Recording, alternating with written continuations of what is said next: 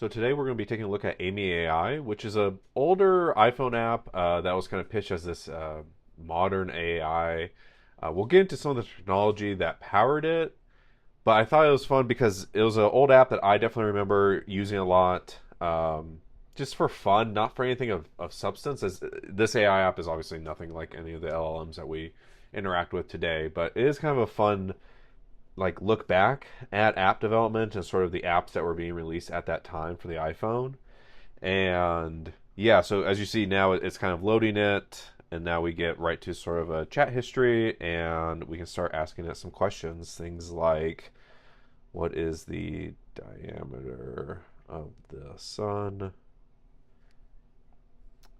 And 100 times the diameter of Earth.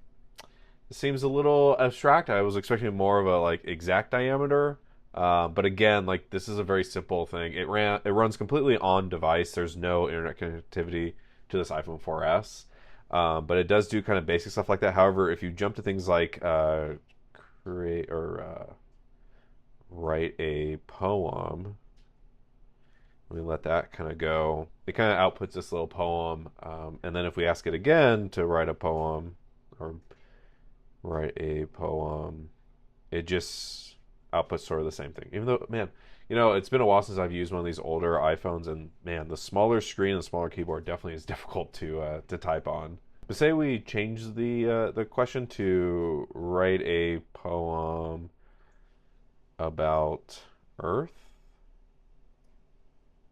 So again, like it seems like from sort of what I've read about the technology backing this and everything else, these are very canned answer response sort of technologies being used for the back and forth. I also wonder what happens if you ask something more personal, like I'm feeling down today, and see what it says back. Oh wow, that didn't really respond at all. I'm feeling sad today, which is maybe good, but so yeah, this is also where it kind of gets into it. Just kind of reiterates back to you what your kind of question is, and it just kind of keeps going. The whole point of this is just to sort of slowly kind of reiterate back to you what you're saying to kind of get you to have the feeling of like a quote unquote chatbot, which is what this was kind of pitched as. This wasn't pitched as like an education device or anything like that. It was just sort of pitched as a basic chatbot. And I remember this being an app from a developer that did a lot of like other like education slash like information kind of apps, and you can kind of see some of these things here. You have a converter, a speak it, some translators. I think this was one of the bigger translation like app developers that I remember from this time. Really simple app too, from like a design perspective. Like all it really is a stock, iOS 4.0, buttons and everything like that. The only weird one is this like share chat log button that is oddly enough like stylized when the rest of it isn't. So that's sort of the app. Not a lot to it, honestly, and it's very simple, just a basic chat app. I think what's more interesting is about the company and sort of some of the technology backing this. So why don't we switch to my Mac and kind of take a look at where the company stands today and everything else that's available for it.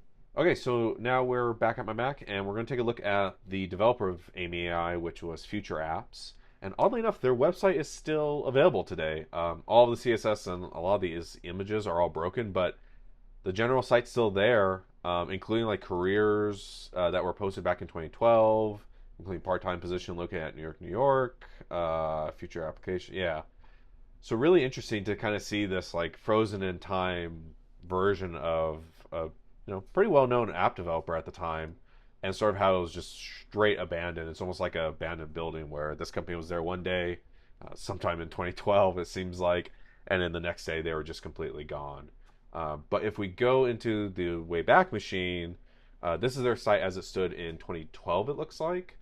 I also love that they're like, welcome to the future of, and mobiles cross off just applications, because they started to support Mac when the Mac App Store was released. So that's kind of interesting. Cool logo though. I feel like kind of interesting. Yeah, and one of the things when looking at this site was like, I do remember them being really big on translation features and apps, and that's sort of their big iSpeak application. And I don't think that's still available now, but it is interesting to kind of see all these different applications that they worked on. A lot of them are like little tools, little decimal meters for your iPhone. Here's Amy AI, which we'll get to in a second as well. But if we go into the page that's available today, because for some reason this version is broken when you click on this with the Wayback Machine. But if you load up the site and you scroll down to one of their apps like Amy AI, you do get this page, which does explain sort of a basic of how the app works and how they're kind of pitching as this personal chat robot. It was actually powered by the technology called Alice. This is sort of a really early on LLM natural processing program.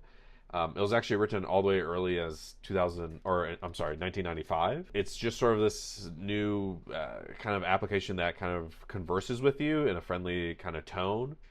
And yeah, it's a very simple thing. It obviously is nothing compared to what we have today. And of course, it cannot pass the Turing test. I think that's why this works so well on the iPhone, because it was so basic that you could package it up and ship it into an app essentially, which is kind of cool.